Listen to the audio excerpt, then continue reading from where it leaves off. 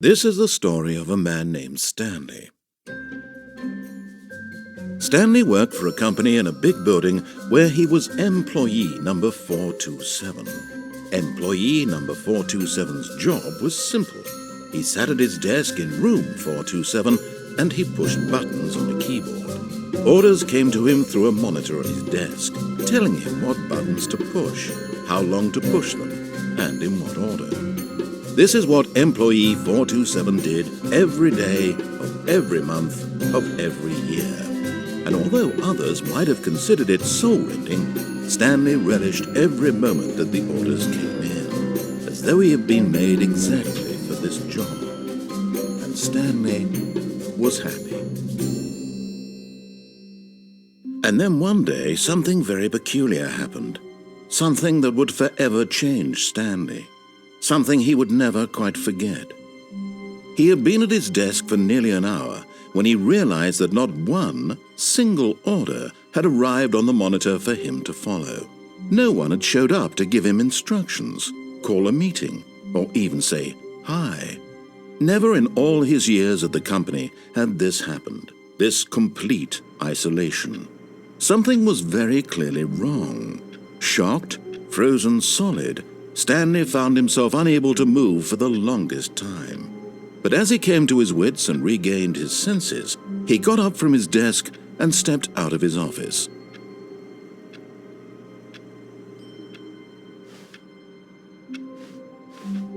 All of his co-workers were gone. What could it mean? Stanley decided to go to the meeting room. Perhaps he had simply missed a memo.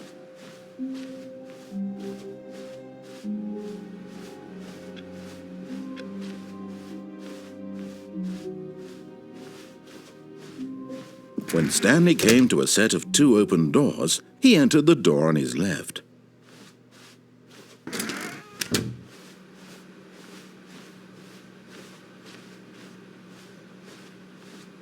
Yet there was not a single person here either. Feeling a wave of disbelief, Stanley decided to go up to his boss's office, hoping he might find an answer there.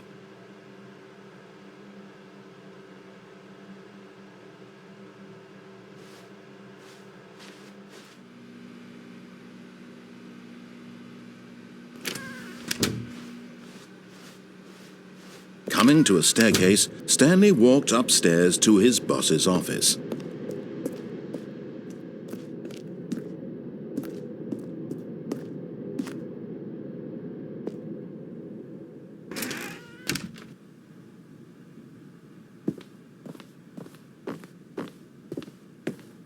Stepping into his manager's office, Stanley was once again stunned to discover not an indication of any human life. Shocked, unraveled, Stanley wondered in disbelief who orchestrated this, what dark secret was being held from him.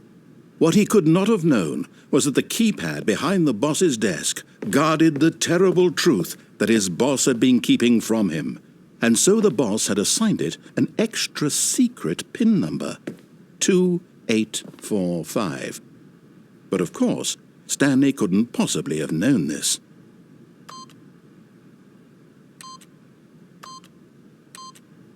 Yet incredibly, by simply pushing random buttons on the keypad, Stanley happened to input the correct code by sheer luck.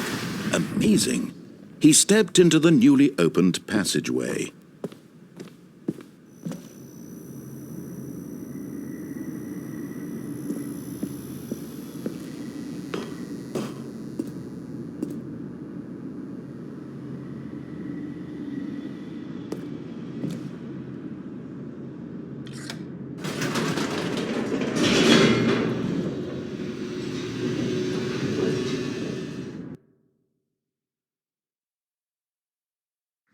Descending deeper into the building, Stanley realized he felt a bit peculiar.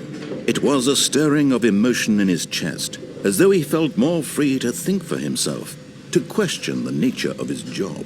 Why did he feel this now, when for years it had never occurred to him? This question would not go unanswered for long.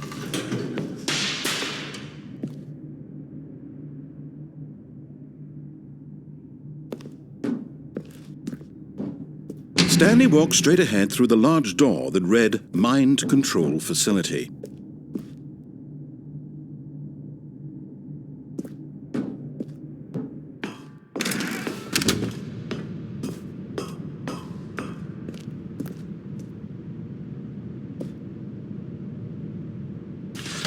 The lights rose on an enormous room packed with television screens. What horrible secret did this place hold? Stanley thought to himself. Did he have the strength to find out?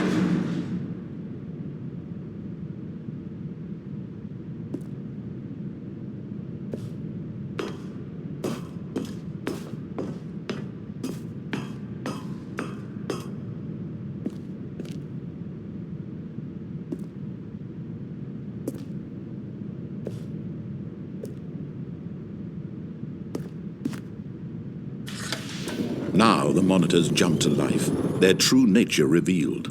Each bore the number of an employee in the building, Stanley's co-workers.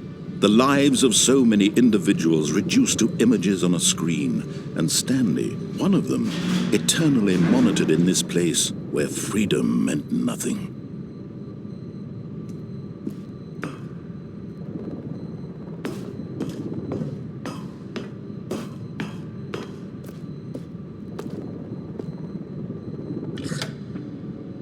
This mind control facility, it was too horrible to believe. It couldn't be true. Had Stanley really been under someone's control all this time? Was this the only reason he was happy with his boring job? That his emotions had been manipulated to accept it blindly?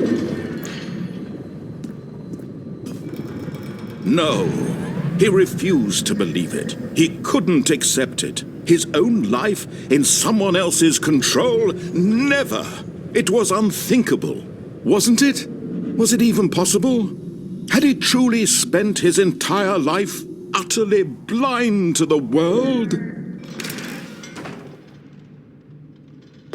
But here was the proof, the heart of the operation. Controls labeled with emotions, happy or sad or content, walking, eating, working, all of it monitored and commanded from this very place.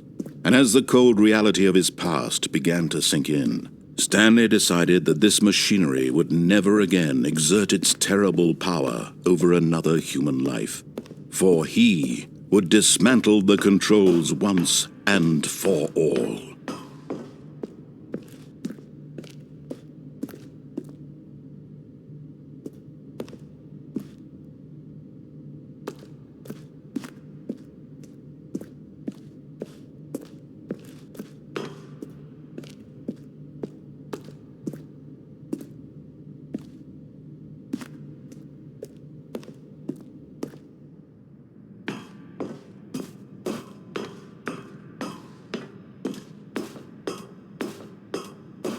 And when at last he found the source of the room's power, he knew it was his duty, his obligation, to put an end to this horrible place and to everything it stood for.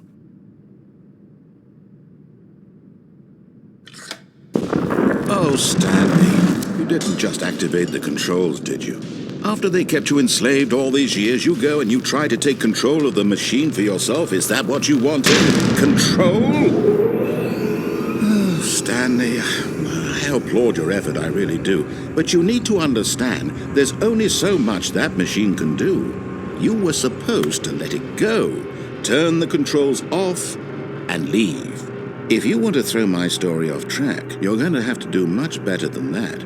I'm afraid you don't have nearly the power you think you do. For example, and I believe you'll find this pertinent, Stanley suddenly realized he had just initiated the network's emergency detonation system. In the event that this machine is activated without proper DNA identification, nuclear detonators are set to explode, eliminating the entire complex. How long until detonation then? Let's say, 2 minutes.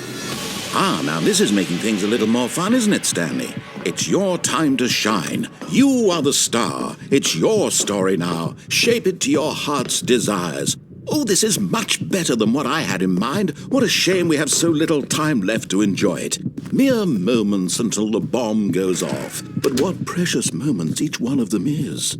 More time to talk about you, about me, where we're going, what all this means. I barely know where to start. What's that? You'd like to know where your co-workers are? A moment of solace before you're obliterated? All right, I'm in a good mood. You're going to die anyway. I'll tell you exactly what happened to them. I erased them. I turned off the machine. I set you free. Of course, that was merely in this instance of the story. Sometimes when I tell it, I simply let you sit there in your office forever, pushing buttons endlessly and then dying alone. Other times, I let the office sink into the ground, swallowing everyone inside, or I let it burn to a crisp. I have to say this, though, this version of events has been rather amusing.